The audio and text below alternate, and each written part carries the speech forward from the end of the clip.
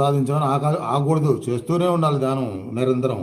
ఇంకా చేస్తుంటే అప్పుడు నిర్వికల్ప సమాధి వస్తుంది. దీని గురించి కూడా మనం 2-3 రోజులు చెప్పుకున్నాం. నిర్వికల్ప సమాధి అన్నిటికంటే గొప్పదని చెప్పి ఈ నిర్వికల్ప సమాధి అనే ఉన్నత స్థితిని చేరుకోవచ్చు.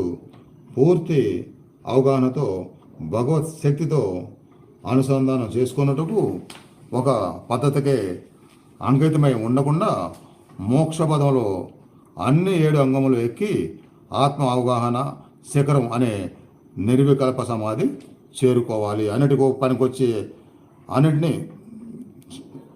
పనికొచ్చే ప్రక్రియలు అన్నీ చేస్తూ అన్నింటినీ పొందుతూ ఎక్కడ ఆగకుండా నిర్వికల్ప సమాధి వరకు చేరుకోవాలి. ఇంకా అప్పుడు అలా చేరుకున్నాక నువ్వు భగవంతుని చేరుకోవాలనుకుంటే గురువుతో అనుసంధానం, వారు నిర్దేశించిన మార్గంలో ప్రయాణం అవసరం.